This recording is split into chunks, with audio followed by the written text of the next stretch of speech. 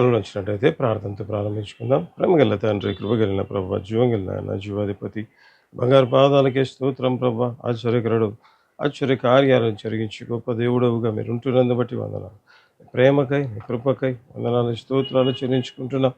మీరు ప్రేమించిన ఆయన దినం మాతో మాట్లాడడానికి ఇష్టపడుతుండగా స్తోత్రం చెల్లించుకుంటున్నాం.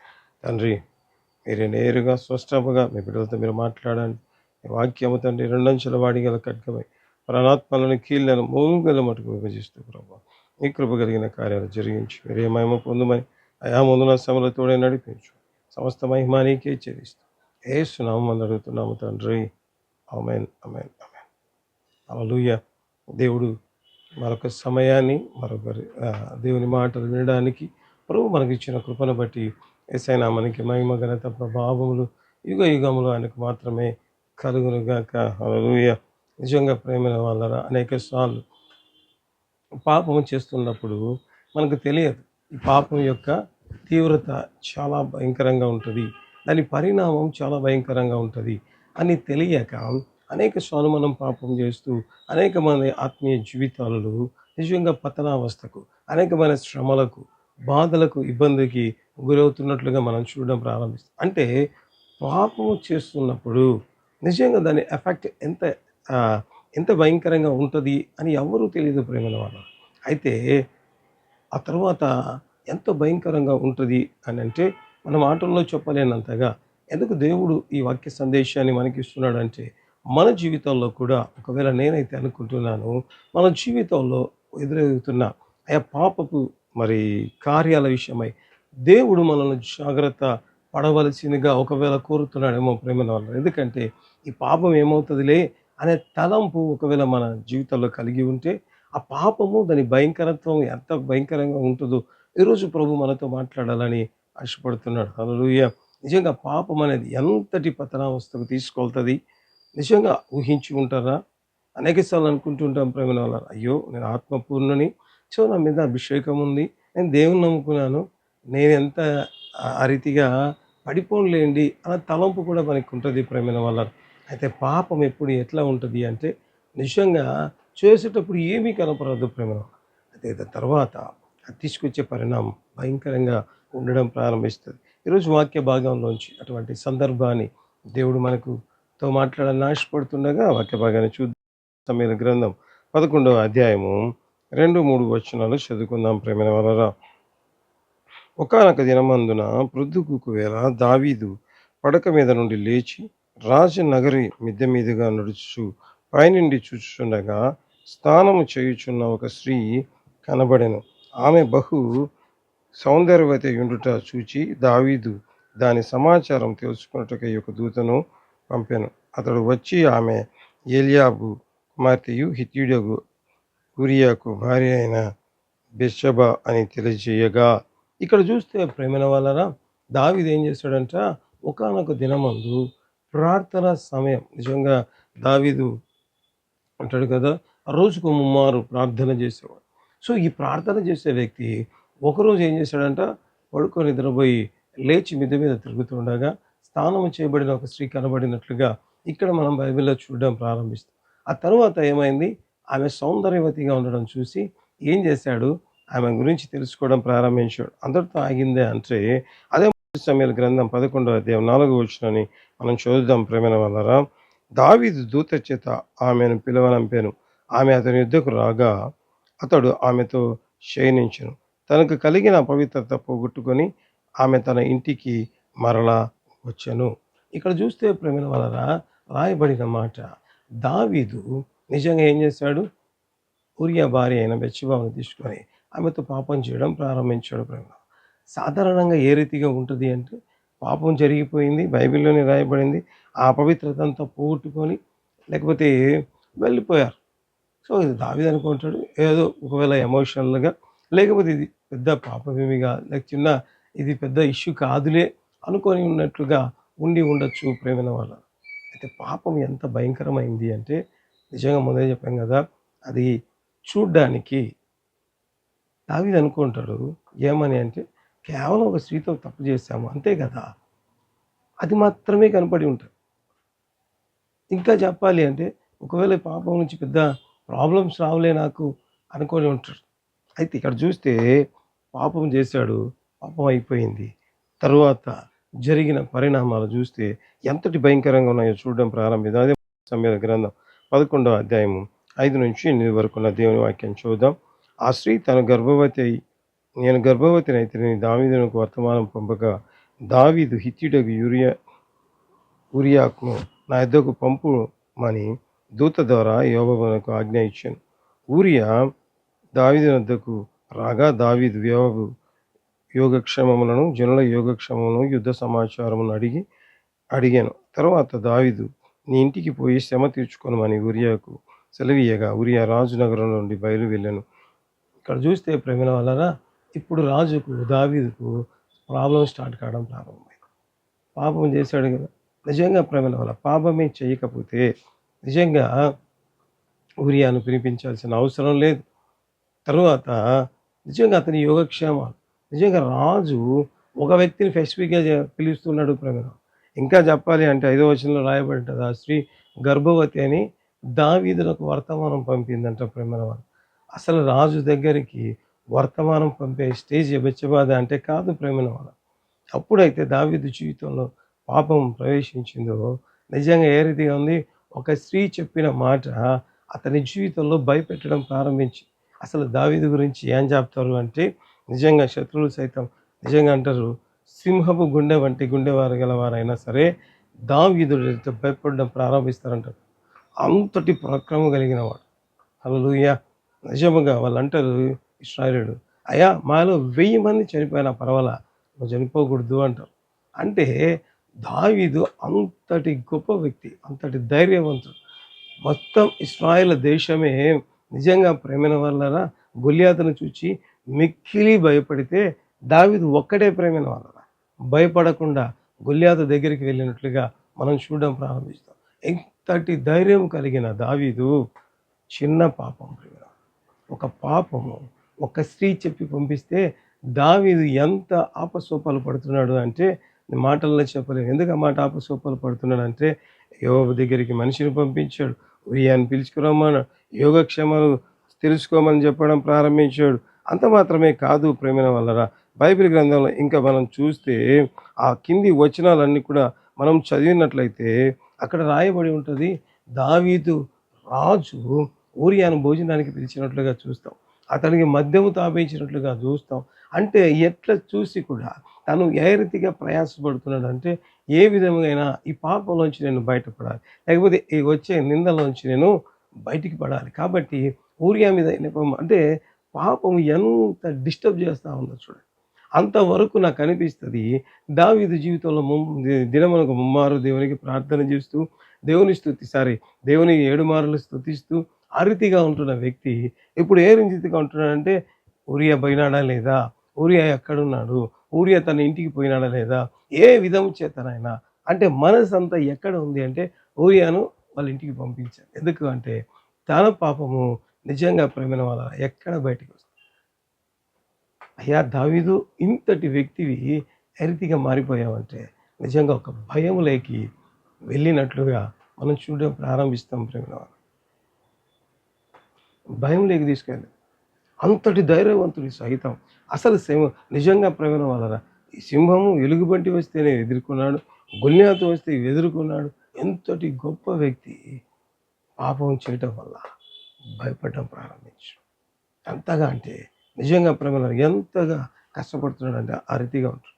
తర్వాత ఇంక దాన్ని ఏమీ చేయలేక మనం చూద్దాం సమయాల గ్రంథము 11వ అధ్యాయము 14-15 వచనాలు చూడడం ప్రారంభిద్దాం. ఇక్కడ రాయబడిన మాటలు కూడా మనం చూద్దాం ప్రేమ. ఉదయం దావీదు యుద్ధం మోపుగా జరుగుతున్న చోట ఊరియాను ముందు పెట్టి అతని కొట్టబడి హతమగునట్లు నీవు అతని యుద్ధ నుండి వెళ్ళిపోమ్మని యోవాబునకు ఉత్తరము రాసి ఊరియా చేత పంపించాను. ఇక్కడ చూస్తే ప్రేమ వలన దావీదుకి ఏం చేశాడు, ఆ పాపము యొక్క ప్రభావం ఏ రీతిగా మారింది అంటే దావీదు లాంటి వ్యక్తి నిజంగా ప్రేమ వలన తన్ను ప్రేమించి తన సైన్యాన్ని తన దేశాన్ని ప్రేమించి ఒక ఊరియాని చంపించాడు. అసలు దావీదు నీ క్యారెక్టర్ ఏ రీతిగా ఉంటుంది అంటే దావీదు క్యారెక్టర్ ఏ రీతిగా ఉంటుంది అంటే తాను చంపడానికి వచ్చిన సౌలుని చంపలేదు ప్రేమన వల్ల. అనేక సార్లు అవకాశం వచ్చిన, అనేక మంది ప్రేరేపించినా కూడా దావీదు చంపలేదు ప్రేమైన వల్ల ఆ వ్యక్తి. అయితే తనను చంపడానికి వచ్చిన వ్యక్తినే నిజంగా చంపకుండా వదిలిపెట్టిన దావీదు ఈరోజు ఏం చేస్తున్నాడంటే, తను చేసిన పాపం ఏ రీతిగా అతన్ని తీసుకొని వెళ్తా ఉందంటే, తన దేశాన్ని నిజంగా మరి ప్రేమించే వ్యక్తిని తాను చంపమని చెప్పడం ప్రారంభించాడు ప్రేమ. అంటే ఒక పాపం ఒక వ్యక్తిని ఎంతటి భయంకరమైన అంటే కంప్లీట్గా తన క్యారెక్టర్ని మార్చివేయడం ప్రారంభించింది. దావీదు నువ్వు భయపడే వ్యక్తివి కాదు కదా అంటే, పాపం చేశాడు కాబట్టి ఆ స్త్రీ చెప్తేనే భయపడడం ప్రారంభించు. అంతటి ధైర్యవంతుని భయపెట్టి, అంత మాత్రమే కాదు, దావీదు నువ్వు చేసిన పాపం వల్ల ఏం జరిగిందంటే తన క్యారెక్టర్ తన స్వభావాన్ని మార్చుకోవడం ప్రారంభించు. దానికోసం ప్రేమ ఎంతటి దారుణమైన పరిస్థితి.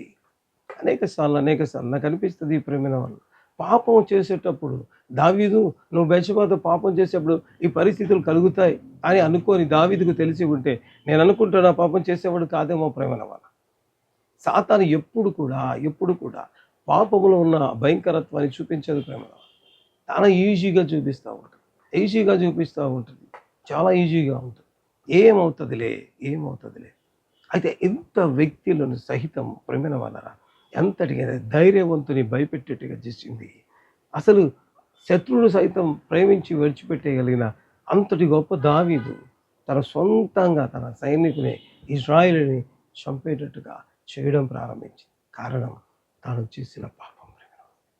అంటే రోజుకు దేవునికి తను దూరం చేయడం ప్రారంభించింది.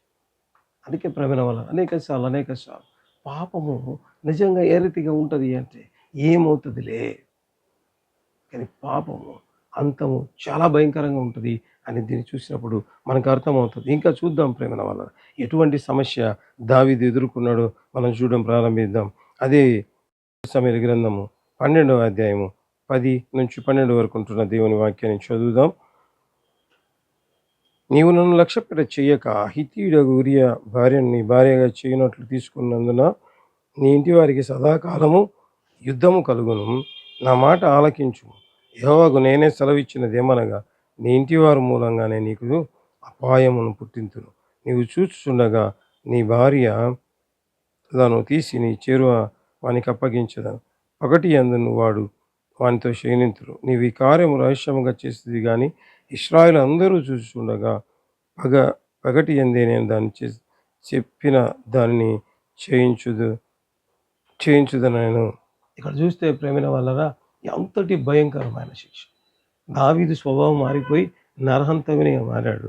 తర్వాత చూస్తే దేవుని దగ్గర నుంచి ఒక భయంకరమైన నిజంగా పరిస్థితి దావీదు ఎదుర్కొన్నట్లుగా మనం చూడడం ప్రారంభిస్తాం. ప్రేమ పాపం ఎప్పుడు కూడా చాలా చిన్నగా ప్రారంభమవుతుంది, అయితే దాని భయంకరత్వం చాలా గొప్పగా ఉండడం ప్రారంభిస్తుంది. ప్రేమిన వల్ల అనేక సార్లు ఇది తెలియనప్పుడు మనం పాపం చేసేవారిగా, తద్వారా మన జీవితాన్ని మనం నాశనం చేసుకునే వారిగా ఉండడం ప్రారంభిస్తాం. ప్రేమ చాలాసార్లు ఈ జరిగిన సంఘటన నేను మీతో పంచుకున్నా. ఈరోజు కూడా ఈ వాక్యానికి అనుగుణంగా ఉంటుంది కాబట్టి ఈ అనుభవాన్ని నేను మీతో పంచుకోవాలని ఆశపడుతున్నాను. ఏంటి అంటే ప్రేమ వల్ల చాలా సింపుల్గా క్లుప్తంగా చెప్తాను. ఏంటి అంటే ఒక వ్యక్తి ఒక బంధువు అవుతాడు. ఒకరోజు మేమందరం కలిసి ఒక ప్రాంతానికి వివాహానికి వెళ్ళాం. వివాహానికి వెళ్ళిన తర్వాత వివాహం అయిపోయింది. తిరిగి వస్తున్న సమయంలో ఆ వ్యక్తి మేము బస్ కోసం వెయిట్ చేస్తుండగా ఆ బస్ స్టాండ్లో బీడి తాగుతున్నాడు ప్రేమ వాళ్ళు. అప్పుడు నేను అడిగాను, ఎందుకు మీరు బీడి తాగుతున్నారు? ఇది తాగితే మీకు హాని కలుగుతుంది అని డాక్టర్ చెప్పారు కదా, మరి ఎందుకు తాగుతున్నారు అని అడిగాను ప్రేమ. అప్పుడు ఆ వ్యక్తి చెప్పాడు, ఒకరోజు నేను అనుకున్నాను ఇది ఏమవుతుందిలే అని ప్రారంభించాను. ఈరోజు డాక్టర్ చెప్తున్నాడు, అయ్యా ఇది తాగితే నీ లంగ్స్కి ప్రాబ్లం అవుతుంది, ఇది తాగితే నీ ఆరోగ్యం చెడిపోతుంది, ఇంకా బాగా చెప్పాలంటే ఇది తాగితే నువ్వు చేస్తావు. ఇంతగా ఉన్నా కూడా అంటే నేను ఎందుకు ఆ మాట చెప్తున్నానంటే, చిన్న బీడి జస్ట్ ఎక్కడ ఉంటుంది, మన 2 ఏళ్ల మధ్యలో అట్లా పట్టుకుంటే నిలబడిపోతుంది ప్రేమ వల్ల. అటువంటి చిన్నది మొత్తం నిజంగా ఒకవేళ నాకు అనిపిస్తుంది 60-70 కేజీలు ఆ వ్యక్తి ఉంటాడు. ఆ బీడి ఎంత ఉంటుంది, కనీసం 50 గ్రామ్స్ కూడా ఉంటుంది. 10 గ్రామ్స్ కూడా ఉండదేమో ప్రేమలో. ఆ చిన్నది అంత వ్యక్తిని కూల్చడం ప్రారంభిస్తుంది. అంతే కదా! నాకనిపిస్తది. జస్ట్ ఆ చిన్నది అతని జీవితాన్ని నాశనం చేయడం ప్రారంభిస్తుంది. అనేక సార్లు మనం అనుకుంటాం, ఇది చిన్నదే కదా! ఏమవుతదిలే. నిజంగా ప్రియమైన కేవలం దాన్ని కొద్దిసేపు నాకనిపిస్తది. కొన్ని నిమిషాలు లేకపోతే కొన్ని గంటలు తాను ఎమోషనల్‌గా ఫీల్ అయిన పాపం అంతటి దౌర్భాగ్య స్థితికి తీసుకెళ్ళిందంటే, దావీదు చెప్పులు లేకుండా కొండ ఎక్కినట్లుగా మనం బైబిల్‌లో చూడడం ప్రారంభిస్తాం. దావీదు రాజు ప్రేమనోడ. రాజు ఏంటి? చెప్పులు లేకుండా ఉండడం. హైలీ ఇంపాసిబుల్ అని అంటారు ప్రేమనోడ. అంతే కదా! అసలు మామూలుగా సామెత ఏముంటది? రాజు దలుచుకుంటే దెబ్బలకు కొదవ. అటువంటి వ్యక్తి సైతం చెప్పులు లేకుండా వెళ్ళాడు. కారణం ఆ రోజు చేసిన పాపం. అంటే ఆ రోజు కనబడింది కేవలం ఒక స్త్రీతో తను పాపం చేస్తున్నాడు. కానీ దాని పర్యవసానం ఎంతటి భయంకరంగా ఉంటుందని దావీదు ఎక్స్‌పెక్ట్ చేయలేదు ప్రేమలో.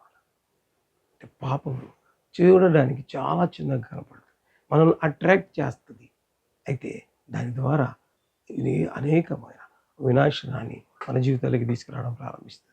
ఇంకొక జరిగిన సంఘటన నేను నీతో పంచుకోవాలని ఆశపడుతున్నాను. మనందరికీ తెలుసు మత్తయి సువార్త ఇస్కరియోతు యూదా గురించి మత్తయి సువార్త 26వ అధ్యాయం 14, 15, 16 వచనాలు చదువుకుందాం.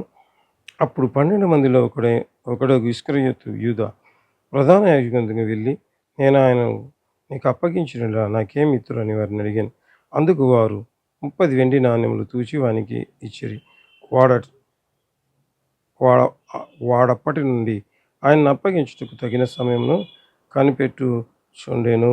ఇక్కడ చూస్తే ప్రేమైన వలన ఇస్కరియోతు యూదా గురించి రాయబడిన మాటలు ఇక్కడ మనం చదివాం ప్రేమ. ఇస్కరియోతు యూదా ఎవరు అంటే దేవుని చేత అపోస్తలుగా పిలువబడిన వ్యక్తి. అంతేనా? అంటే ఇంకా చెప్పాలి అంటే అతడు ట్రెజరర్‌గా ఉన్నాడు. అంటే దేవుడు నిజంగా దేవునికొచ్చే యేసుప్రభువుకొచ్చే కానుకలన్నీ కూడా ఎవరి దగ్గర ఉంటున్నాయంటే ఇస్కరియోతు యూదా దగ్గర ఉంటున్నాయి. అంతటి మంచి పొజిషన్. అంటే ఏ రీతిగా ఉందో చూడండి. ఎందుకు నేను ఈ మాటలు చెప్తున్నానంటే అసలు డబ్బు సంచినే దేవుడు ఇస్కరియోతు యూదా చేతికిస్తే నిజంగా ఇప్పుడు ఇస్కరియోతు యూదా ఏం చేస్తున్నాడు? 30 ఎండి నాణెములకు ఆశపడి యేసు ప్రభువును అప్పగించడానికి తను ఇష్టపడ్డాడు. నాకు అనిపిస్తది ఒకవేళ ఆ దినాలలో 30 వెండి నాణాలు ఒకవేళ కాస్ట్‌లీయెస్ట్ డబ్బైతే ఒకవేళ ఇస్కరియోతు యూదా అనుకుంటాడు, నేను చాలా కంఫర్టబుల్‌గా నిజంగా ఆనందిస్తాను. ఈ డబ్బు ద్వారా నేను సంతోషిస్తాను. ఈ డబ్బు తీసుకున్నప్పుడు నేను ఎంజాయ్ చేస్తాను అని అనుకొని ఉంటాడు ప్రేమైన వారు. అయితే నిజంగా డబ్బు తీసుకోవడం వల్ల యేసు ప్రభువుని అప్పజెప్పి దాని ద్వారా సంపాదించిన ఆ డబ్బు వల్ల ఇస్కరియోతు యూదా సంతోషపడ్డాడా అంటే మనం చూడడం ప్రారంభిద్దాం. అదే మత్తయి సువార్త 27వ అధ్యాయము 3, 4, 5 వచనాలు మనం చదువుకుందాం ప్రేమైన వారలారా. అప్పుడు ఆయనను అప్పగించిన యూదా ఆయనకు శిక్ష విధింపబడగా చూచి పశ్చాత్తాపపడి ఆ 30 వెండి నాణెములను ప్రధాన యాజకుని యొద్దకును పెద్దల యొద్దకును మరలా తెచ్చి, నేను నిరపరాధ రక్తమును అప్పగించి పాపము చేస్తుందని చెప్పాను. వారు దానితో మాకేమి నీవే చూచుకోమని చెప్పగా అతడు ఆ వెండి నాణెములను దేవాలయంలోనికి పారవేసి పోయి ఉరి పెట్టుకొనెను. ఇక్కడ చూస్తే ప్రేమల వలన రాయబడి ఉన్న మాట అతడు ఏం చేశాడంట? ఉరి పెట్టుకొని చచ్చిపోయాడు. తను పాపం చేస్తున్నప్పుడు ఆ డబ్బు వల్ల నేను సంతోషిస్తాను. ఆ డబ్బు నాకు సంతోషాన్ని కలగజేస్తుంది, ఆనందాన్ని కలగజేస్తుంది. లేకపోతే చక్కగా ఏం చేస్తాను? నిజంగా ఆనందించేవానిగా ఉంటాను అనుకున్నాడు. కానీ తన జీవితంలో అసలు సంతోషమే లేకుండా బాధపడి చచ్చిపోయినట్లుగా మనం చూడడం ప్రారంభిస్తాం ప్రేమల వల్ల. జస్ట్ 30 వెండి నాణ్యాలు. ఎంత కోల్పోయాడు చెప్పమంటారా? అపోస్తలత్వాన్ని కోల్పోయాడు. యేసుప్రభుతో పాటు యేసుప్రభు దిగి వచ్చినప్పుడు 12 సింహాసనాల మీద కూర్చొని 12 గోత్రాలకు తీర్పు తీర్చేది కోల్పోవడం ప్రారంభించాడు. ఎంతటి దారుణమైన స్థితి ప్రేమల వల్ల. అంటే కనపడుతున్నది 30 వెండి నాణ్యాలు. పోగొట్టుకున్నది ఎంత అంటే మాటల్లో చెప్పలేము. అందుకే ప్రేమ పాపము చేస్తున్నప్పుడు అది చాలా చిన్నగా కనపడుతుంది. అయితే దాని పర్యవసానం మరణాన్ని తీసుకొచ్చినట్లుగా మనం చూడడం ప్రారంభిస్తాం ప్రేమ. నిజంగా అనేక సార్లు ఇటువంటి మాటలు మనం వింటుంటప్పుడు నేనేమిటువంటివి చేయడం లేదులే అనే తలంపు మనకు కలుగుతూ ఉంటుంది. అయితే ఒక్క మాట నేను మీతో పంచుకోవాలని ఆశపడుతున్నాను. నిజంగా కొన్నిసార్లు దేవుణ్ణి నమ్ముకొని ఆత్మను పొందిన బిడ్డలు సహితం ప్రియమైన వారలారా ఏం చేస్తుంటారంటే వారు పెడుతున్న స్టేటస్‌లో లేకపోతే వారు ఇన్‌స్టాగ్రామ్‌లో పోస్ట్ చేస్తున్న వాటిలో వారి ఫోటోతో పాటు లేకపోతే వారు పెట్టే వాటితో పాటు సినిమా పాటలు యాడ్ చేసి పెడుతూ ఉంటారు. సినిమా పాటలు యాడ్ చేసి పెడుతూ ఉంటారు ప్రేమైన వాళ్ళు. మనమేమనుకుంటామంటే ఎవరైనా సేవకులు అయ్యా ఇది తప్పు అంటే వెంటనే మనలో ఒక క్వెషన్ రైజ్ అవుతుంది. ఏమని అంటే ఏం తప్పు? జస్ట్ కనపడుతున్నది నా ఫోటో. అయితే దాని వెనక జస్ట్ ఒక సెకండ్ లేకపోతే ఒక నిమిషం అనుకుందాం ప్రేమైన వారు. ఒక నిమిషము ఆ సినిమా సాంగ్ వస్తే ఏమవుతది? ప్రతిదానికి కూడా వీళ్ళు భూతద్దంలో పెట్టి చూస్తూ ఉంటారు సేవకులు అన్నట్లుగా మనల్ని ఖండించిన వాళ్ళను మనం చెప్తూ ఉంటాం ప్రేమైన వారు. అయితే దానివల్ల జరిగే నష్టం ఏంటో చెప్పమంటారా? మీరు పెట్టేది ఒక నిమిషపు స్టేటసే ప్రేమైన వాళ్ళారా. వెనక పెట్టే ఆ సాంగ్ బ్యాక్‌గ్రౌండ్‌లో. అయితే అది చూసిన అనేక మంది దేవుని నమ్ముకునేవారు. రేపు నువ్వు ప్రార్థన చేస్తూ ఉంటే నమ్ముతారా? లేకపోతే నువ్వు యేసుప్రభు గొప్ప కార్యాలు చేస్తాడు అని నువ్వు చెబితే నమ్ముతారా? నమ్మరు ప్రేమైన వాళ్ళు. భోగనీతులుగా చెప్పావులే. ఎందుకంటే ఈ వ్యక్తి మొన్న చూసాము.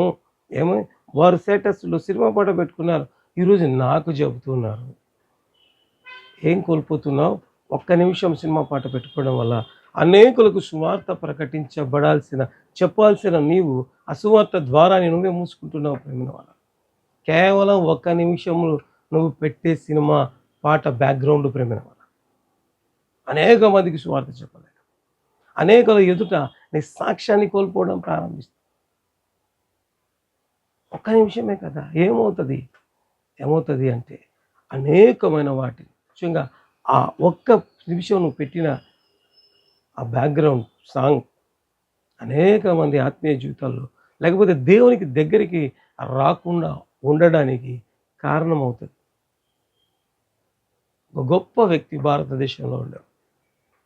ఆ వ్యక్తి దేవుని మందిరానికి వస్తే అక్కడున్న వ్యక్తి వద్దు అన్నాడంట ప్రేమైన వాళ్ళ. దాని ద్వారా ఆ వ్యక్తి దేవుని నమ్ముకోకుండా వెళ్ళిపోవడం ప్రారంభించాడు. ఒకవేళ నాకు అనిపిస్తది ఆ రోజు ఆ వ్యక్తి దేవుని నమ్ముకొని ఉంటే ఇంకా మన దేశంలో ఎంత ఉద్యోగం వచ్చేది మనకు తెలియదు. ఆ రోజు ఆ వ్యక్తి చేసిన ఒకవేళ ఆ గొప్ప వ్యక్తి పక్కన పెడదాం. ఆ వ్యక్తి రక్షణ పొందకుండా చనిపోతే దేవుడు ఎవరిని లెక్క అడుగుతాడు? మీరు పెట్టిన స్టేటస్ వల్ల ఎవరైనా ప్రభు దగ్గరికి రాకుండా మీరు అభ్యంతరకారణంగా మారితే ఆ పాపపు శిక్ష ఎవరి మీదకి వస్తుంది ప్రేమ? ఒక్కసారి మనల్ని మనం పరిశీలించుకోవాలి. అంటే చేసేటప్పుడు ఏమవుతుంది? ఒక్క నిమిషంలో ఇంత డ్యామేజ్ జరుగుతుందా?